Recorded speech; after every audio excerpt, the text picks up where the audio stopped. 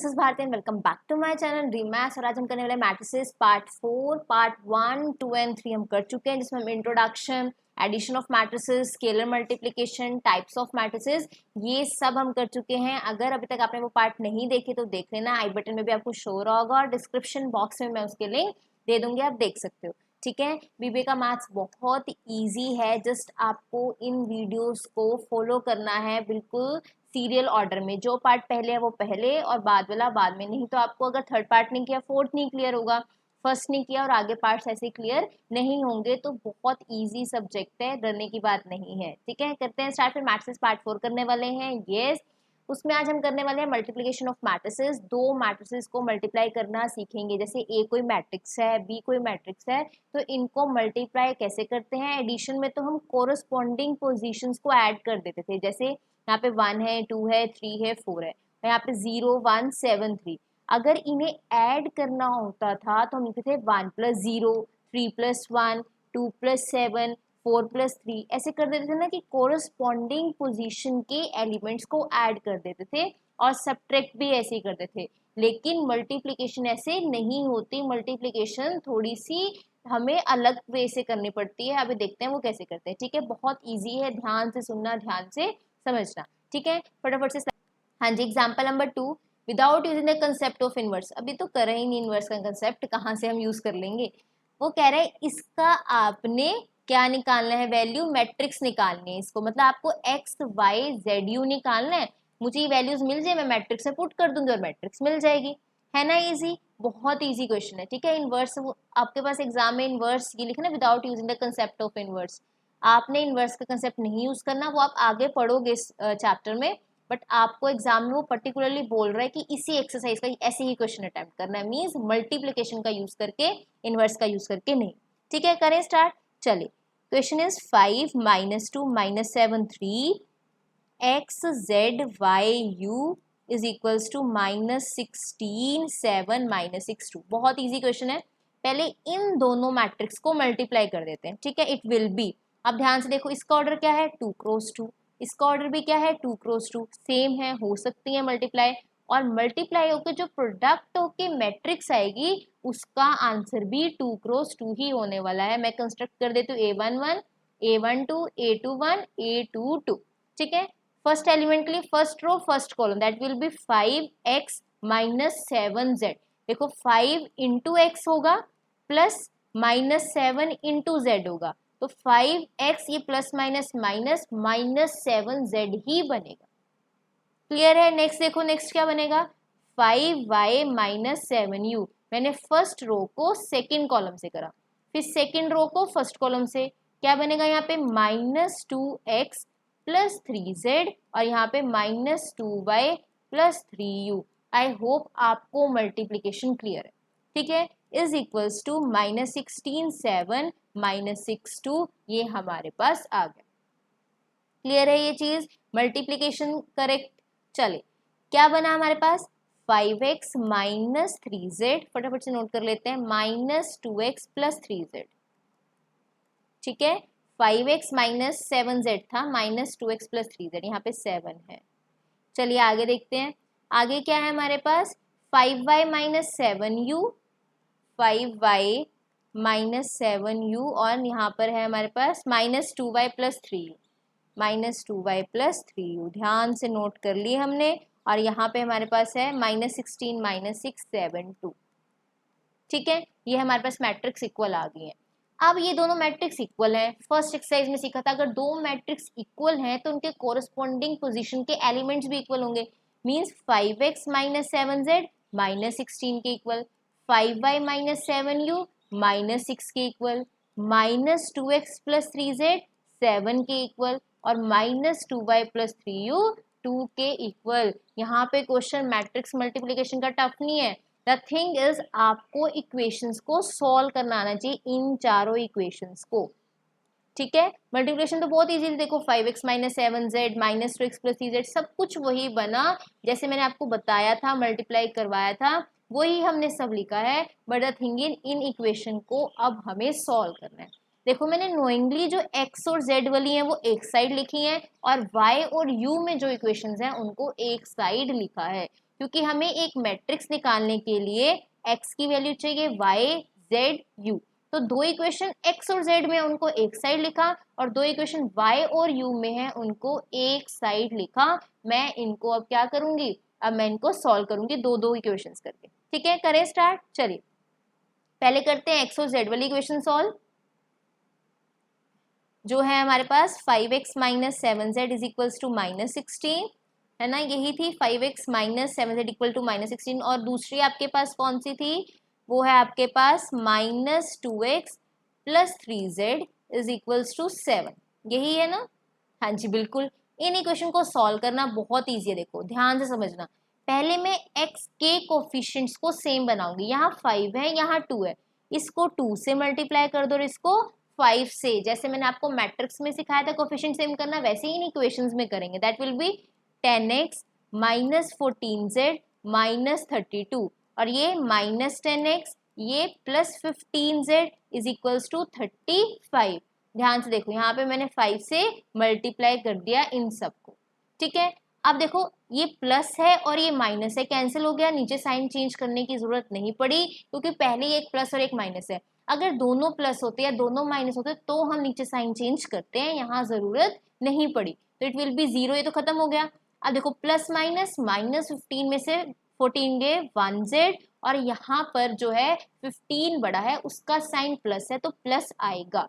ठीक है, अगर आपको ये आता है बहुत बहुत अच्छी बात है, अच्छे से आता है तो, लेकिन नहीं आता तो समझ लो इसको। ये क्या है, प्लस माइनस, माइनस 35 में से 32 गए दैट विल बी कितने आ जाएगा 3। तो z की वैल्यू मीन्स 1z नहीं लिखते हैं, हमेशा z लिखते हैं। दैट इज z की वैल्यू हमारे पास कितनी आ चुकी है, 3 आ गई है। ठीक है, इस z की वैल्यू को आप चाहे फर्स्ट इक्वेशन में डाल दो चाहे सेकंड इक्वेशन में डाल दो, आपको x की वैल्यू मिल जाएगी। मैं फर्स्ट इक्वेशन में डाल रही हूँ इक्वल टू 3। अब हम निकालेंगे x की वैल्यू। x की वैल्यू कैसे निकलती है, मैं किसी भी दोनों में से किसी भी एक इक्वेशन में, सपोज फर्स्ट इक्वेशन में ही डाल रही हूँ, आप सेकंड इक्वेशन में भी डाल सकते हो, z की प्लेस पे 3 डाल दो, आपको x मिल जाएगा। जैसे 5 into x minus 7 into 3 equal to minus 16, 5x minus 21 is equals to minus 16.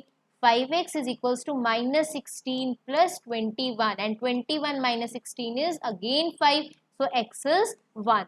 तो z की वैल्यू तो मुझे एलिमिनेट करके मिली x को, जैसे मैंने सेम कोफिशिएंट्स बना के निकाल ली। एंड जब z की वैल्यू किसी भी एक इक्वेशन में पुट करूंगी x की वैल्यू 1 ही मिलेगी। मैंने फर्स्ट इक्वेशन में पुट की है, आप सेकंड में भी करके देख लेना, आपको x सेम मिलने वाला है। ठीक है, तो हमारे पास x 1 आ चुका है एंड z 3 आ चुका है। अब हम चलते हैं y और u की वैल्यूज निकालने।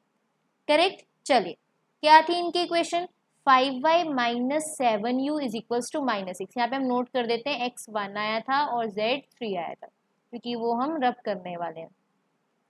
हाँ जी, 5y माइनस 7u क्या आया था हमारे पास, 5y minus 7u is equals to minus 6 और यहीं से पता लग रहा है माइनस 2y प्लस 3u जो है हमारे पास आया था 2। ये इक्वेशंस हैं हमारे पास। चलिए इनको सॉल्व करना है, इसमें भी सेम y के कोफिशिएंट को सेम बनाएंगे, इसको 2 से मल्टीप्लाई और इसको 5 से। देखो यहाँ पे 2 था तो यहाँ 2 लिखा, यहाँ 5 था तो 5 लिखा, तो ये बनेगा हमारे पास 10y minus 14u is equals to minus 12 और यहाँ पे minus 10y plus 15u is equals to 10 means मैंने मल्टीप्लाई कर दिया।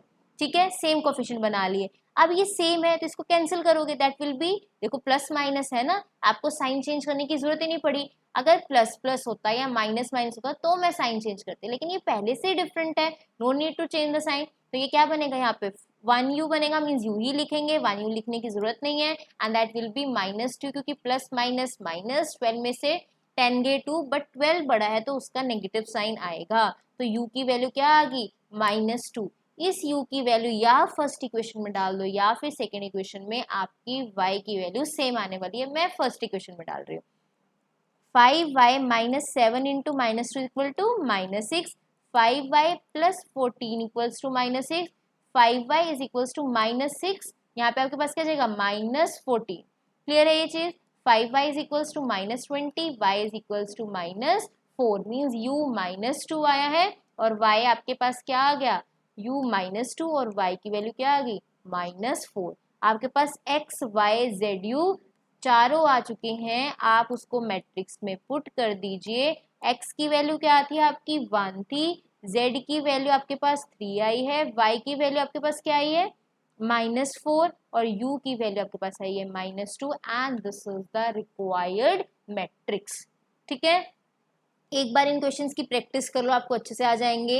जैसे आपको 12th तक तो बहुत वाइड सिलेबस होता था, सारे क्वेश्चंस कर करके देखने पड़ते, मतलब बहुत ज़्यादा होता था ना। ये लिमिटेड सिलेबस है, आप किसी भी क्वेश्चन को नहीं छोड़ सकते और मेनली आप एग्जाम्पल को तो बिल्कुल भी नहीं छोड़ सकते। ठीक है, मैं प्रीवियस ईयर क्वेश्चंस करवाऊंगी तो भी आपको पता लगेगा कि एग्जाम्पल्स मोस्ट इंपॉर्टेंट होते हैं। एक्सरसाइज भी आपको सोल्व करनी है, आंसर्स दे रखे हैं, मैच कीजिए, डिस्कस कीजिए आप कमेंट सेक्शन में किसका क्या आंसर है, क्या प्रॉब्लम आ रही है, आपको सारे आंसर्स। वैल्यू ऑफ एक्स, हाँ जी लास्ट क्वेश्चन है आज का, आराम से बैठे, कोई जल्दी नहीं। ठीक है, लास्ट क्वेश्चन है, फटाफट हो जाएगा। Find the value of x, important mark करो इस क्वेश्चन को। पहले तो आपको एक्स की वैल्यू निकालनी है, ये तीनों मैट्रिक्स मल्टीप्लाई में दे रखी है, तो पहले दो मैट्रिक्स ले लेते हो, मैं उनको मल्टीप्लाई करूंगी, जो उसका आंसर आएगा उसको थर्ड मैट्रिक्स से मल्टीप्लाई करूंगी। So it will B 1 2 15 3 5 3 2 1 2। Clear है ये चीज। इन दोनों मैट्रिक्स को मल्टीप्लाई करने से पहले इनके ऑर्डर्स चेक करने। इसका ऑर्डर क्या है 1 क्रॉस 3, क्योंकि रो 1 है कॉलम 3, और इसका ऑर्डर क्या है 3 क्रॉस 3। ठीक है, इसका क्या है ये 3, ये भी 3, मीन्स इसके नंबर ऑफ कॉलम इसके नंबर ऑफ रो से सेम है, हम इन्हें मल्टीप्लाई कर सकते हैं। और आंसर क्या आएगा 1 क्रॉस 3 में, मीन्स जो आंसर आएगा उसमें मुझे 1 रो मिलेगी और 3 कॉलम्स मिलेंगे। बिल्कुल करेक्ट। तो 1 क्रॉस 3 में मुझे आंसर मिलने वाला है, that will B A11 A12 and A13, है ना जी। 1 क्रॉस 3 आएगी मैट्रिक्स, मीन्स A11 A12 और A13। मैं फर्स्ट टू मैट्रिक्स को पहले मल्टीप्लाई कर रही हूँ, तो A11 का मतलब फर्स्ट रो को फर्स्ट कॉलम से करिए, तो इसको तो फर्स्ट रो ही है और इसको किससे करने वाले हैं फर्स्ट कॉलम से। That will B 1 into 1 plus x into 2 plus 1 into 50। Clear है ये चीज। उसके बाद फर्स्ट रो को सेकेंड कॉलम से करेंगे, फर्स्ट रो को सेकेंड कॉलम, मतलब 1 into 3 plus x into 5 plus 1 into 3। Next देखो फर्स्ट रो को थर्ड कॉलम से करने वाले हैं, that will B 1 into 2 plus x into 1 plus 1 into 2। ये रही फर्स्ट रो और ये रहा first column, second column, third column. Clear है ये चीज। ये बनेगा देखो 1 प्लस 2x प्लस 15, तो मैं यहाँ पे लिख रही हूँ 1 प्लस 2x प्लस 15। ये क्या बनेगा 3 plus 5x plus 3, that will B 3 plus 5x plus 3। समझ आ रहा है। ये क्या बनेगा 2 plus x plus 2, 2 plus x plus 2 बनने वाला। क्लियर है। तो ये बन जाएगा 2x plus 16, 5x plus 6 and x plus 4। I hope आपको इन दो मल्टीप्लीकेशन मतलब मैट्रिक्स को मल्टीप्लाई करना क्लियर हो गया। ठीक है, चलिए अच्छा अभी आगे करते हैं। अगर अभी तक चैनल सब्सक्राइब नहीं किया तो कर लेना और वीडियो को लाइक करके जाना। आप तक देख रहे हो तो वीडियो तो अच्छी लग रही है तो लाइक करके जाना। ठीक है, चलिए और फ्रेंड्स के साथ भी शेयर करो, हाँ, कि वो भी पढ़ पाए। नाउ नेक्स्ट इज आपके पास क्या है 2x प्लस 16, क्या आया है 2x प्लस 16 यहाँ पर, और यहाँ पर है 5x प्लस 6 और यहाँ पर आया है x प्लस 4। ये हमारे पास फर्स्ट टू मैट्रिक्स को मल्टीप्लाई करके आया। ठीक है, अब लास्ट क्या है 1 2x, यहाँ पे क्या लिखा है 1 2x इक्वल टू 0। कर लेते हैं, पहले देखें ये एलिजिबल है कि नहीं। अब इसका ऑर्डर क्या है 1 क्रॉस 3 और इसका ऑर्डर क्या है 3 क्रॉस 1, क्योंकि 3 रोज हैं और 1 कॉलम है। ठीक है, तो ये 3 3 सेम है, मीन्स ये एलिजिबल है कि किसके लिए, हाँ जी बिल्कुल मैट्रिक्स मल्टीप्लिकेशन के लिए। और जो आंसर आएगा उसका ऑर्डर क्या होने वाला है 1 क्रॉस 1।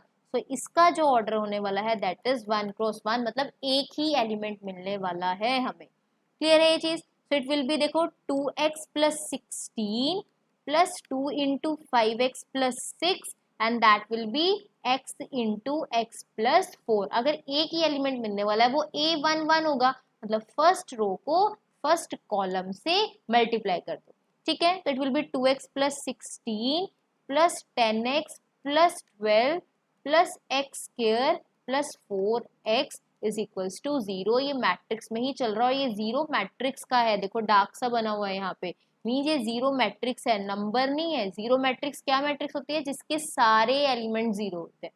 करेक्ट। चलिए अब ये क्या होगा, देखो ये रहा एक्स स्क्वायर, पहले एक्स स्क्वायर लिख देते हैं, ये रहा 10x plus 4 14x plus 2 that will B 16x। और यहाँ पे देखो ये क्या है 16, ये क्या है 12 दैट विल बी 28 बन जाएगा हमारे पास, इज इक्वल्स टू 0 मैट्रिक्स। अब ये 0 मैट्रिक्स के इक्वल है, दो मैट्रिक्स तभी इक्वल होते हैं जब उनके सारे एलिमेंट 0 होते हैं। इट मीन्स ये x square plus 16x plus 28 भी किसके इक्वल है, 0 के इक्वल है। फिर आ गया स्प्लिटिंग द मिडल टर्म, मैंने आपको पिछली क्लास मीन्स लास्ट क्लास में भी आपको बताया था, ये इंपॉर्टेंट है, मैंने 9th क्लास में अपने चैनल पे डाला हुआ है, तो मैं उसका लिंक भी आपको डिस्क्रिप्शन बॉक्स में दे दूंगी, आप अच्छे से वहां से भी कर लेना, यहाँ पे भी मैं बता के जा रही हूँ कैसे करते हैं, ठीक है। X square plus 16x plus 28 equal to 0 है, मुझे ऐसे दो नंबर ढूंढने हैं जिसको मल्टीप्लाई करके 28 आए, देखो यहाँ 1 है ना, 1 और 28 ही आएगा, तो मल्टीप्लाई करके 28 आए, यहाँ पे क्या साइन है प्लस का, और प्लस करके क्या है 16। मैं फिर से कह रही हूँ, मैं यही क्वेश्चन सिर्फ स्प्लिटिंग का करवा रही हूँ, अगर आपको अच्छे से कंसेप्ट क्लियर करना है प्लेलिस्ट में देख लेना, डिस्क्रिप्शन बॉक्स में दे दूंगी प्लेलिस्ट का लिंक, उसमें middle the splitting the middle term देखना, उसमें फैक्टर थ्योरम पहले मैंने करवाई उसको स्किप करना, वहां पे आपको स्टार्ट हो रहा होगा कि स्प्लिटिंग है, वहां से देखना शुरू करना, आपको क्लियर हो जाएगा, ठीक है बच्चे। चलिए, तो ऐसे दो नंबर जिनको मल्टीप्लाई करके 28 आता है प्लस करके 16, 14 टू द 28 एंड 14 प्लस 2 कितना होता है 16। क्लियर है ये चीज, so it will be x square plus यहाँ पे 14x plus 2x plus 28 equal to 0। इसी को 16 को हम 14 प्लस 2 लिखेंगे, इसी को कहते हैं स्प्लिटिंग द मिडल टर्म, क्योंकि ये मिडल टर्म है, इसी को 16 को मैं 14 2 लिख रही हूँ। इसको स्प्लिट किस नंबर में करते हैं वो आपको इनसे पता लगता है, जैसे a इंटू बी 28 आ रहा है, a प्लस बी 16, तो वो दो नंबर कौन से होंगे 14 और 2, तो यहाँ पे x square plus 14x plus 2x plus 28 equal to 0। तो आपके पास ये क्या आ गया एक्स स्क्वायर, एक मिनट अभी फटाफट से मैं नोट कर लूँ फिर हम कॉमन निकालते हैं, दैट इज 28। हाँ जी, अब फर्स्ट टू टर्म्स में से कॉमन निकालते हैं, इसमें से x कॉमन निकालो that will be x plus 14, इसमें से 2 कॉमन निकालो that will be x plus 14 again, तो ये बनेगा x plus 2 into x plus 14 is equals to 0। मैंने ये x प्लस 14 को कॉमन निकाल लिया, तो बचा क्या x प्लस 2, ये दोनों ब्रैकेट आपके पास सेम आनी चाहिए, नहीं तो आप स्प्लिटिंग गलत कर रहे हो। यहाँ से तो x ही कॉमन आया, एक x बाहर आया अंदर बचा 1, यहाँ से x बाहर आया अंदर बचा 14, यहाँ से 2 बाहर आया ये बचा x, और यहाँ से जब 28 को लिख सकते हैं 2 इंटू 14, जब 2 बाहर आ गया अंदर बचा सिर्फ 14। क्लियर है ये चीज, तो अगर x प्लस 2 0 होगा that will be x is equals to minus 2, और अगर x प्लस 14 0 होगा तो x is equals to minus 14। आपको ऐसी ही x की वैल्यूज निकालनी थी जिसके लिए वो ऑबिक मतलब जिसके लिए वो आपका होल्ड करती है मैट्रिक्स, वो वैल्यूज है -2 एंड -4। आई होप आपको क्लियर है, इन्होंने find the value of x की कहा था जो हमने निकाल दी, या तो वो -2 होंगी या फिर -14। क्लियर है ये चीज, आई होप आपको क्लियर हो रहा है। इन पार्ट्स को पेंडिंग मत छोड़ो कि मैं बाद में कर लूंगा, मुझे मिल गया है चैनल, मुझे वीडियोस मिल गई हैं, नहीं साथ साथ ये पार्ट करो, ये इजी जरूर है लेकिन आपको टाइम लगेगा, ठीक है। अगर मैथ्स अच्छा है आपका, मीन्स आपको स्प्लिटिंग आती है, मैट्रिक्स पढ़ा हुआ है, चलो ठीक है, फिर भी आप कह सकते हो हाँ आता है, हाँ बिल्कुल जीरो बैकग्राउंड है मैथ्स का, 10th के बाद हाथ ही नहीं लगाया मैथ्स को, तो फिर इसको पढ़ लेना साथ साथ, ठीक है। और चैनल को सब्सक्राइब कर देना, ये चैनल दोबारा क्या पता मिले ना मिले, है ना, फिर ढूंढते रहोगे क्या चैनल है। हाँ जी, ये ड्रीम मैथ्स चैनल है जिसको आपने सब्सक्राइब करना है और बेल आइकन को प्रेस करना है कि आपको नोटिफिकेशन मिल जाए। वीडियो अच्छी लग रही है तो लाइक कर देना, कमेंट में बताना आपको कैसी लगी वीडियो, और फ्रेंड्स के साथ भी शेयर करो कि उनको भी बेनिफिट मिल सके, ठीक है। Do like share comment and subscribe to my channel which is dream maths.